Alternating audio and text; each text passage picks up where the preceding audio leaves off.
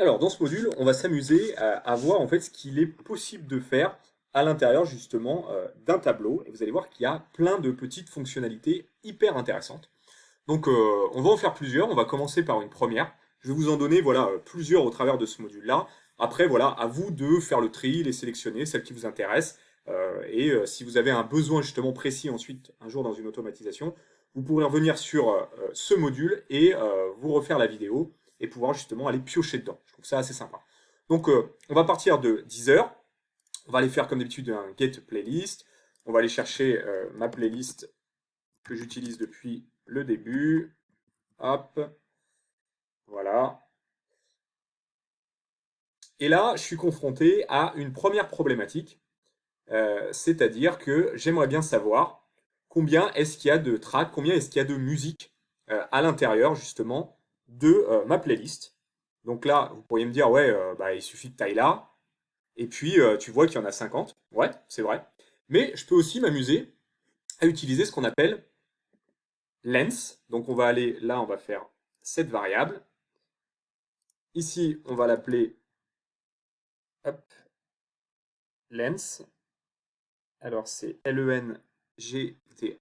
Voilà. Là, on va aller là-dedans et on va aller sélectionner ici le length. Voilà.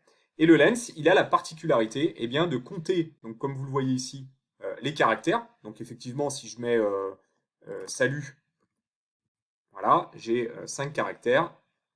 Si je fais ça, il me renvoie tout simplement la longueur de cette chaîne de caractères est de 5. Bon, là en l'occurrence, ça ne nous intéresse pas. Nous, ce qui nous intéresse, c'est de calculer ce qui est à l'intérieur d'un array, d'un tableau, d'une liste. Donc on va aller chercher eh bien, mon tableau data, et en gros, je vais lui dire, dans cet array-là, qui contient donc tous mes titres, hein, encore une fois ici, je le répète plusieurs fois, mais au moins c'est sûr que ça va rentrer, il nous propose un exemple, mais derrière, vous êtes bien conscient qu'il y en a, là en l'occurrence, 50. C'est-à-dire que derrière ça, même si lui nous propose qu'un exemple, vous voyez, dans le array data, il y a 50 collections. Voilà, donc il y a 50 titres en fait. Et donc nous, là, ce qui nous intéresse, hop, c'est d'aller choper data, l'array data, et qu'il les compte à notre place. Donc là, on va faire ça. Donc là, on l'a bien sélectionné, notre array. On va faire run, et là, immédiatement, il me dit qu'il y en a 50. Donc vous voyez, ça, c'est pas mal. Maintenant, ce que je pourrais m'amuser à faire, c'est, ok, dans tes titres, est-ce que, par exemple, tu as tel ou tel titre? Voilà, si je veux faire une recherche sur un titre. Donc, qu'est-ce que je vais utiliser? Bah là, je pourrais venir utiliser, donc dans Tools, on va faire un set variable, et je pourrais venir utiliser un contains. Voilà. Et ici, je vais y mettre, donc, data. Je veux faire une recherche, moi, sur un titre. Donc, je vais faire, dans data, je vais aller chercher, voilà, mon title. Et derrière, ici, je vais y noter un titre. Donc là, par exemple, je vais aller chercher le premier titre. Retiens les rêves. Voilà. Je vais le mettre en dur ici. Je vais fermer ma parenthèse. Oui, il me demande hop, une valeur, le nom de la variable. Hop, je vais faire ça. Et là, immédiatement, hop, il est venu me dire oui, ça existe. Par contre, regardez, si jamais à la place de retiens les rêves, je mets par exemple c'est aujourd'hui. Je mets le troisième titre. Hop, voilà, hop, j'arrive pas à le choper. Voilà, donc ici, je vais mettre le troisième titre. Hop, donc c'est aujourd'hui que ça se passe. Voilà. Donc j'enlève le premier titre, je remets le premier titre, le troisième titre, je fais OK, je fais run, et là, immédiatement, il me dit false. Bah, pourquoi tu me dis false alors que dans la playlist, il y a bien le troisième titre? Il existe bien, c'est aujourd'hui que ça se passe. Voilà. Donc là, on pourrait se dire, bon, c'est peut-être un problème de guillemets et autres, mais non, puisque précédemment, j'ai mis le titre sans guillemets et ça a marché. Donc c'est quoi le problème? Bah, par défaut, en fait, il retourne, quand on lui précise rien, ici, là, dans les crochets, eh bien, il renvoie par défaut le premier titre, en fait. Le premier titre de la liste, en l'occurrence, de la playlist du tableau. Voilà. Donc, pour pouvoir qui nous mette through ici pour le troisième titre, hein, le troisième titre de notre playlist, eh bien, il faudrait aller lui dire ici, hop, qu'il est en position 3 dans notre tableau data title. Donc en fait, il faudrait lui dire, hop, tu vas dans track, tu vas dans notre array, donc dans notre liste, dans notre tableau, en position 3, et là, normalement, tu vas bien le retrouver. Donc hop, c'est exactement ce qu'on va lui dire. Dans data, notre array, notre liste, notre tableau, en position 3, tu vas me chercher le titre, et normalement, là, il devrait me mettre non plus false, mais true. On va essayer tout de suite. Hop, là, il m'a bien mis through. Donc retenez bien ça parce que c'est assez intéressant. C'est que quand vous spécifiez pas ici de position, par défaut, il va chercher la une. Et vous allez me dire, ok, mais bon, c'est quand même pas très très pratique, quoi. C'est pas très pratique parce que je suis obligé de lui mettre une position.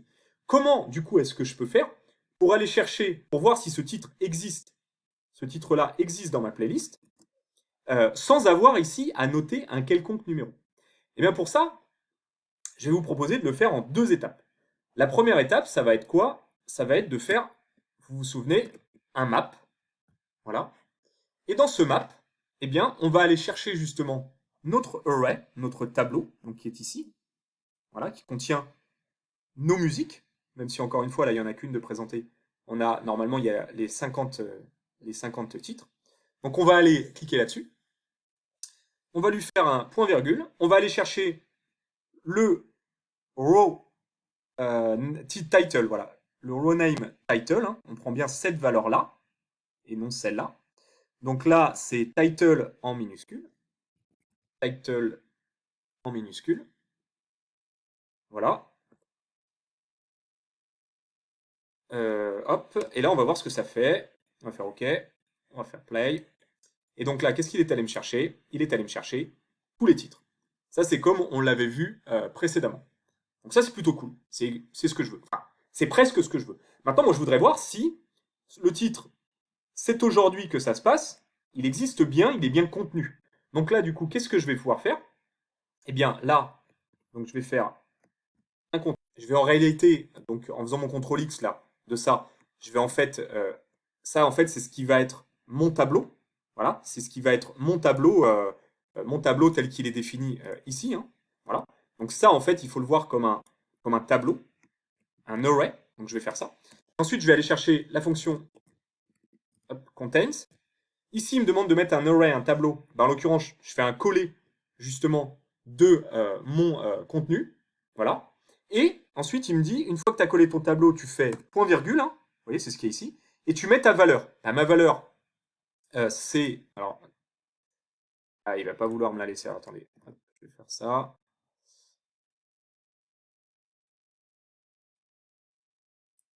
Ma valeur, c'est... Bon, je vais aller la chercher là, c'est pas grave. Donc, c'est aujourd'hui que ça se passe. Donc là, je vais la copier. Hop, je vais venir la copier là. Et je vais la mettre hop, ici. Voilà. Et donc, du coup, on a bien notre contains avec notre array, notre tableau, point virgule, la valeur que l'on cherche, en l'occurrence celle-là. Et là, si je fais OK, il va me dire, sans que j'ai, vous voyez, à mettre le track number, là, le numéro 3, eh bien, il va me dire que, hop, c'est OK, il la trouve bien. Voilà, il l'a bien trouvé dans la liste. Vous voyez? Si jamais je viens lui mettre quelque chose, voilà, celle-là, par exemple, hop, donc je ne serai que de trop, pardon, eh bien, immédiatement, il va me dire, hop, que ça matche bien, qu'il l'a bien trouvé. Voilà. Et vous voyez, j'ai rien eu à mettre. Par contre, si jamais je lui mets un truc complètement au pif, je vais lui mettre test, par exemple. J'imagine que la musique test, elle n'existe pas. Hop. Là, il va me dire, normalement, voilà, false.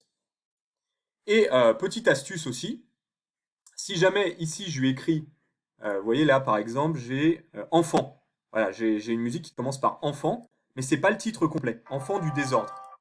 Enfant du désordre. Donc moi, je vais juste mettre enfant. Hop, enfant. Voilà. Je vais faire ça. Je vais faire ça. Et là, il me dit false, voilà, qu'il ne l'a pas trouvé. Par contre, si je marque bien enfant du désordre, j'ai pas fait de faute, enfant du désordre, voilà. Touk touk. Là, il me dit que c'est OK. Voilà, donc ça, c'est une fonctionnalité qui est assez intéressante. C'est des fonctionnalités qui sont assez intéressantes. Le length, donc effectivement pour compter dans une playlist le nombre de musiques qu'il peut y avoir. Le fameux contains, le fameux map, voilà, qui est inclus justement dans un contain. Ça peut être super sympa. Alors, ensuite, on va regarder un autre truc qui peut être sympa, c'est le first. Alors, on va faire add module. Pareil, on va aller chercher Deezer. On va aller chercher un get playlist, comme d'habitude. Hop, on va lui mettre le petit truc ici. Grand corps malade. Alors, j'aurais pu aussi faire un duplicate de mon module, hein, bien sûr. Mais bon, ça fait pas de mal à chaque fois de reprendre à zéro. Vous voyez, ça c'est une petite technique qui est assez sympa de pouvoir déplacer là, le petit timer là. Ça va me permettre de lancer justement uniquement vous voyez, ce module et de pas me préoccuper des autres modules. Donc ça peut être sympa quand on veut faire plusieurs automatisations, entre guillemets, là comme dans le cadre d'une démo, sur la même page sans avoir à recréer un scénario. Donc ça c'est une petite astuce, voilà, complètement parenthèse, mais qui est assez sympa. Ce qui va m'intéresser ensuite, moi, c'est de savoir dans la playlist quel est en fait le premier élément qui constitue cette playlist, donc la première musique, et le dernier élément. Alors, pour pouvoir choper hop, le premier élément, donc on va l'appeler first, voilà, je dirais on a deux possibilités. Soit on peut faire, comme on l'a vu précédemment, un get. Donc là, on va faire un get de notre tableau data, et on va faire point virgule, hop, ça marche, et on va aller lui dire, va me chercher le premier élément. Donc on pourrait faire ça, hein. Et donc là, si je fais ça, hop, immédiatement, ici, track data, le 1, on est sur retiens les rêves, voilà, et si je vais là, voilà, il a bien mis retiens les rêves. Donc on a cette possibilité-là, mais on aurait aussi possibilité donc de faire le fameux first, hop, elle est là, first, donc de mon array, toc, et là, bien évidemment, vous l'aurez compris, si jamais je lui fais un first, immédiatement, il vient me chercher le numéro 1. Bon. Donc il y a ces deux possibilités-là pour récupérer le premier élément d'une liste, d'un tableau, d'un array. Donc là, bon, ça semble pas forcément très utile, même si ça peut l'être dans certains cas. Mais voilà, sachez en tout cas que ça existe. Par contre, ce qui peut être sympa et intéressant, c'est de choper le dernier élément de la liste. Et pour choper le dernier élément de la liste, ici, vous l'aurez compris, on va pas utiliser un first. Oh, j'aurais pu le laisser. Voilà. On va créer un nouveau set variable. Hop. Et là, on va mettre le fameux last. Forcément. Et là, vous allez voir si on met un last. Alors, je vais juste essayer de pousser ça. Voilà. Last de mon array, de mon tableau. Voilà. Ici, je vais pouvoir récupérer. Et ça, c'est intéressant parce que finalement, là, ma liste, bon, là, je sais qu'elle est composée de 50 éléments. Hop, ici, là, si je vais là-dedans. Mais bon, je pourrais avoir des cas où je ne sais pas véritablement. Je sais que dans une liste, il y a toujours un premier élément. Je sais qu'il y a toujours un dernier élément. Mais je ne sais pas quel est le dernier élément. Le premier, bon, bah, c'est toujours, entre guillemets, plus simple. Là, vous l'avez récupéré avec ce qu'on a vu précédemment. Mais le dernier, ça pourrait être, par exemple, 379 ou je ne sais pas. Voilà, donc ça peut être hyper intéressant d'avoir cette data. Donc on va faire ça. On va cliquer sur Run. Et là, immédiatement, il va venir me chercher le last, le dernier. C'est le fameux je viens de là. Et donc là, bah, il y a plusieurs façons de vérifier si c'est bien ça, hein. De toute façon, c'est sûr que c'est bien ça. Hop, 50. Et on est bien sur le title, je viens de là. Donc ça, c'est une fonctionnalité, le first et le last, qui sont également très intéressantes. Maintenant, on va voir une autre fonctionnalité tout aussi intéressante. Alors, c'est comment créer son propre tableau. Donc pour ça, on va rajouter son propre tableau, sa propre liste, voilà, son propre array avec des données à l'intérieur. Donc pour ça, on va cliquer là, hop, on va aller chercher cette variable, il est là. Et là, on va marquer créa tableau, par exemple. Voilà. Et ici, on va venir chercher empty array. Bon, vous allez voir, ça ne sert pas à grand chose parce que, comme son nom l'indique, empty array, ça veut dire tableau vide. Donc là, on est sur un tableau vide. Par contre, ce qui va être intéressant, c'est que ce tableau, eh bien, on va pouvoir le compléter. Donc pour ça, on va aller chercher un second cette variable. Voilà, on va l'appeler remplissage du tableau. Voilà. Ici, on va aller chercher donc notre fameux tableau vide qui émane, hein, je vous rappelle, du module précédent, donc d'ici. Donc là, en l'occurrence, on voit que c'est un array, on voit que c'est un tableau grâce aux parenthèses là. Et on voit ici que les parenthèses, bah, elles sont vides, il n'y a rien dedans. Et nous, justement, on va s'amuser à les compléter. Alors pour ce faire, on aurait tendance à vouloir faire ça et à essayer d'ajouter des données. Bon, on pourrait mettre des virgules, mais forcément ça ne marche pas. On va être obligé d'utiliser une autre fonction pour ajouter des données dans un tableau. Et je fais exprès d'insister et de le faire comme ça. Eh bien, on pourrait penser qu'il y a une fonction ajout, ou en anglais une fonction add. Et vous voyez, c'est exactement ce qui va nous intéresser, ce qui existe. Vous voyez, essayez toujours d'avoir une logique un peu comme ça. J'ai un tableau vide, empty array, tableau vide. Je veux ajouter des données dedans. Bah, du coup, ajout de données dans un tableau vide. J'ai mon tableau vide qui émane du module précédent. Je veux ajouter de données. En anglais, c'est add. Donc, est-ce qu'il n'y a pas une fonctionnalité add? Et là, en l'occurrence, il y en a une. Et derrière, il me dit, bah, tu mets ton array, tu mets ton tableau, en l'occurrence vide. Alors, je pourrais venir cliquer là-dessus, hein. Mais moi, ça ne m'intéresse pas, je veux chercher celui qui émane du module précédent et qui est vide. Et derrière, tu mets un point virgule, et derrière, tu viens mettre tes values. Donc, on va mettre par exemple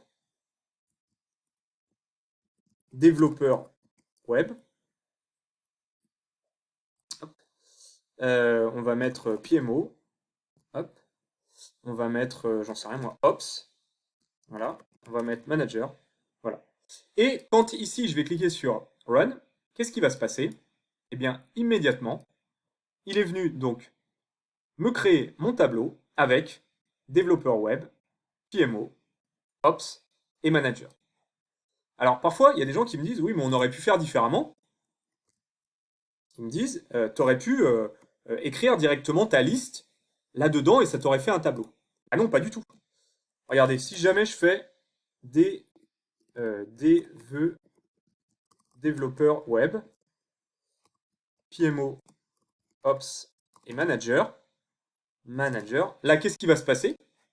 Ça va pas venir me créer un tableau avec un Ops, 2 Manager, 3 PMO. Ça va venir me créer bah, juste la value en fait que je lui ai donnée. Vous voyez? Donc ça, c'est pas bon. Donc du coup, pour avoir un véritable tableau, eh bien, pensez toujours comme ça. Je veux ajouter des données dans un petit tableau, un tableau vide qui émane du module précédent, ou alors que je peux créer directement comme ça, avec ces datas, ces values, ces données-là. Vous voyez, là, je vais essayer. Et là, qu'est-ce qui va se passer? Eh bien, je récupère bien mes différentes valeurs. Vous voyez?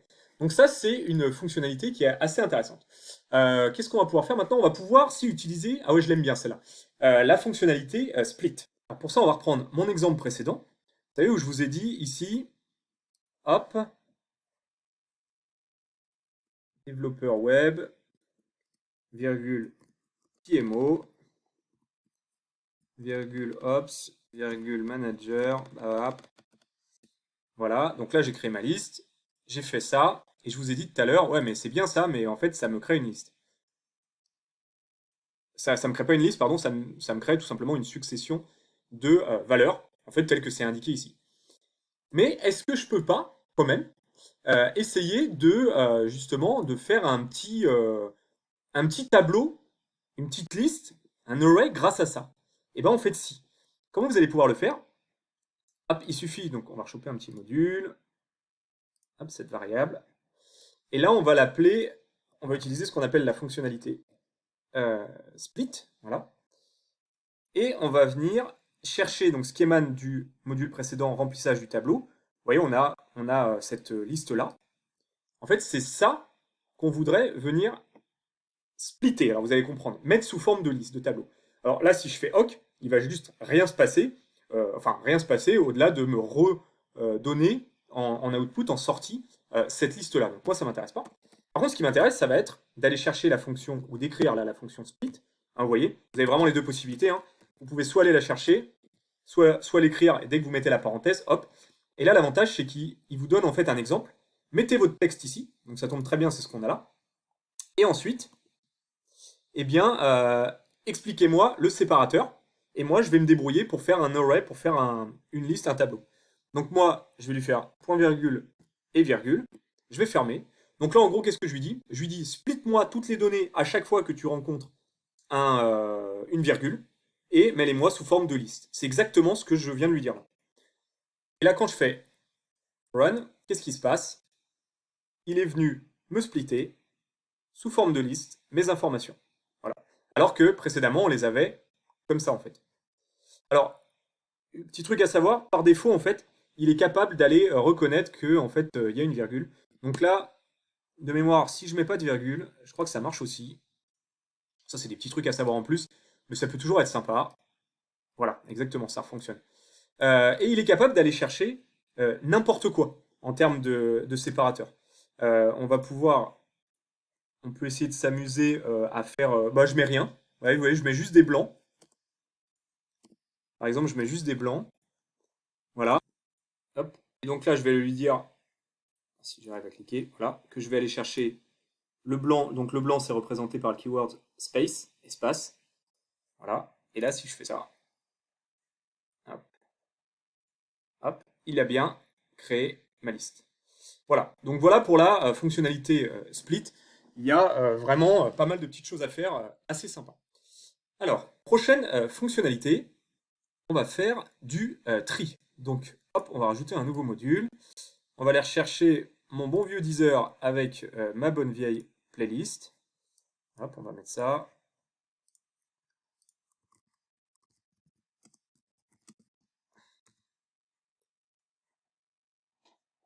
Voilà. Hop. OK. Et derrière, du coup, on va venir utiliser une fonctionnalité qui est hyper intéressante. Hop, cette variable. Donc là, on va l'appeler tri. Voilà. Et on va aller chercher la fonctionnalité qui s'appelle sort. Voilà. Donc sort, il me dit, bah, en fait, tu vas me chercher ton array, ton tableau, ta liste. Donc là, en l'occurrence, hop, hein, encore une fois, c'est représenté par les petites parenthèses, là, le bloc avec les petites parenthèses. Et puis, derrière, tu vas venir me dire, qu'est-ce que tu veux finalement que je... alors, hop, je vais juste décaler. Qu'est-ce que tu veux que je trie? Donc moi, je voudrais que tu tries, par exemple, ça m'intéresse que tu tries par... tiens, on va prendre duration, voilà. Par la durée, en fait. Donc je crois que ça trie de la plus petite durée par défaut à la plus grande durée. Donc je vais... Alors, non, j'ai cliqué sur duration. C'est marrant parce que je voulais dire que j'allais faire volontairement une erreur et en fait je l'ai faite. Donc encore une fois, il ne faut pas venir sélectionner la duration. Il faut rester dessus et prendre le row. Et vous voyez, le duration, là, en l'occurrence, il s'écrit sans majuscule. Et donc c'est ça qu'on va aller récupérer. Hop.